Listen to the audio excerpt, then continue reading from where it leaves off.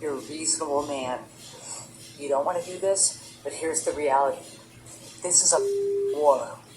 This is a war now, and we are fighting for our country. And these are going to take it away. They're going to take it away. Clarence, Uncle Thomas. Joe, you now have the right to take that Trump out. Take him out, Joe. If he was Hitler and this was 1940, you'd take him out. Well, he is Hitler and this is 1940.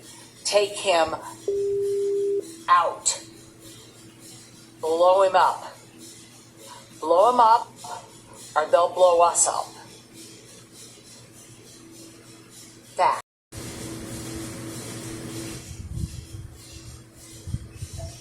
Maybe you could just ban the Supreme Court or unalive Donald Trump. I mean, he'd have complete immunity. He's president, right? That would certainly solve a lot of our problems. Now to a topic. Hey, what's going on, you guys? I hope all is well. I am sure that everyone has heard about, read about, and seen the awful video footage of the assassination attempt on President Donald Trump at his rally in, I believe, Pennsylvania yesterday afternoon. I have never in my life, as long as I have been living, witnessed on live television the attempted assassination of a sitting president nor a former president. And I'm going to just get right to the point because I have questions just like everyone else. Most important question that everyone is asking is how in the hell did a shooter, an armed gunman, have a straight, direct line of fire to President Trump? Why was there no Secret Service, some type of law enforcement on top of that roof, securing the entire building? I don't know about you, but that seems mighty shady to me. For a former president to be campaigning and there is a building I think the building's about 400 yards away from where the podium that Trump was on, with a direct straight line of fire, and there was no one there to secure that building. We have answers. We have questions, and we definitely want answers. That is completely unacceptable.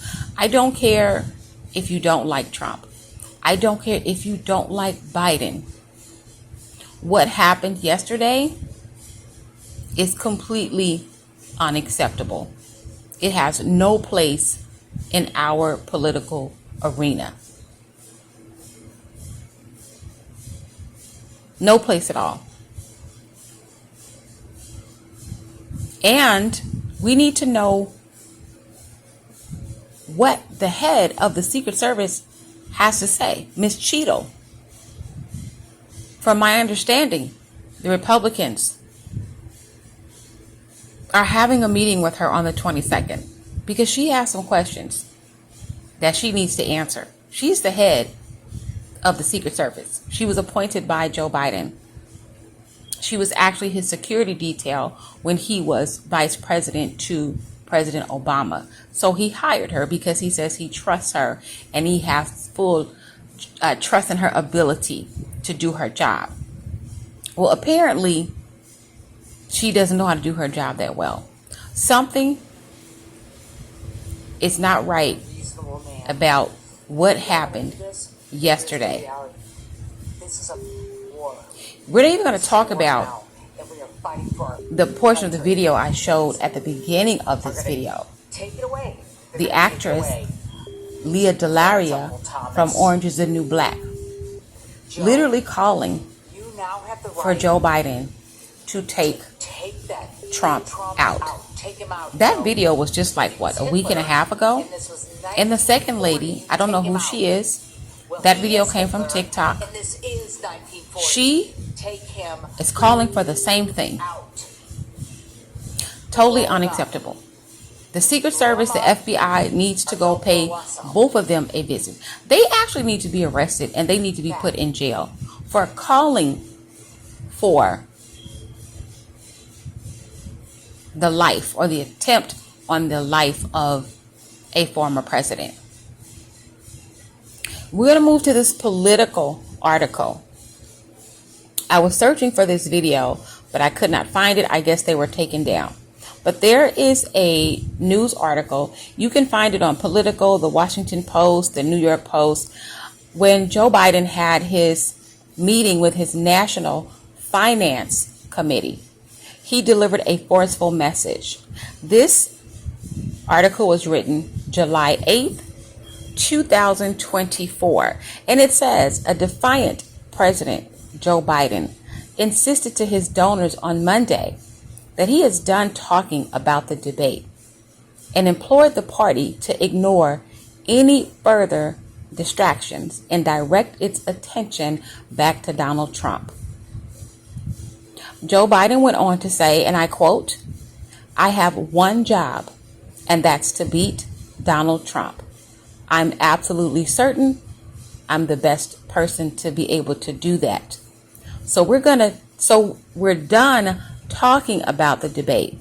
It's time to put Trump in a bullseye." End quote. This came from a political article. Unnamed source. However, this is what this unnamed source, who was a part of that National Finance Committee, told the press that Biden said. Let me read that again. The words of Joe Biden. This was just last week. "I have one job, and that's to beat Donald Trump. I'm absolutely certain I'm the best person to be able to do that. So we're done talking about the debate. It's time to put Trump in a bullseye." End quote. Now, I don't know about you, but I really don't believe in coincidences. This article was just written July the 8th. This was just last week. Thank God that bullseye that Biden called for Trump to be put in, thank God it failed. And that sorry ass apology, well, not apology, but that sorry speech that Biden gave to the American people upon hearing about the assassination attempt on President Trump was just so disingenuous. It was so insincere. It was so cold. There was no feeling in what he said when he addressed the country. It was short. And I was just watching his face and looking at his expression. And I can tell that he did not care, not one single bit. Not at all. If anything, he's probably upset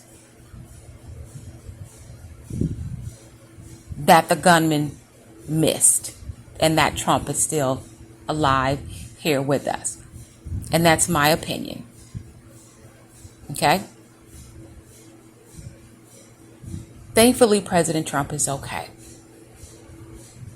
We're now headed to the Republican National Convention, where Donald Trump will be nominated as the candidate for the Republican Party for president. We're all going to keep him in our prayers because that's what we should do as a country. I don't care what your religion is, what your spirituality is. We need to pray. Pray for our country because America is going to hell in one big ass gasoline filled handbasket right now. This is totally unacceptable. I've never seen anything like this in my life. Never. And I don't want to see anything like this in my life ever again. This country is just like a powder keg, just waiting to explode. We are so divided. And it's so crazy because race has no dog in this fight. It has nothing to do with race. This is all about politics. They have been after Trump for everything. Filing all these court cases, indicting him, calling him a fascist, calling him a racist, doing everything that they can to tear him down. This is not what our election process in this country should be. It should not be about a person's personal life unless it's just something so degrading that we can't overlook. Not a single solitary politician sitting up there on that hill in Washington is free and clear of any type of wrongdoing, including Joe Biden. So if that's the case, we can talk about Joe Biden and his son Hunter and their backdoor dealings with Ukraine and China. We can talk about Hunter sitting in on meetings that should be classified. Why is he sitting up in meetings with his father? He is not part of the presidential cabinet. He should not be privy to any type of classified information that is discussed with the president and his aides at all. There is a lot to be said about a lot of people. A lot of these politicians go into office with little or no money, and they spend years in office and they never leave. But for some reason or another, miraculously, when they do leave, they walk away multi-millionaires. That needs to stop. They are there to serve the people. Unfortunately, they are being self-serving and they are serving themselves. And this behavior is unacceptable and it needs to stop. It really does. It needs to stop. Anyway, I didn't want to make this video long. I just had to hop on here and give my opinionated opinion about the assassination attempt on the life of former president of our country, Donald Trump, and Joe Biden, our sitting president. His lackluster, disingenuous, insincere response to the American people, and the failure of the head of the Secret Service to ensure that there was security around the perimeter.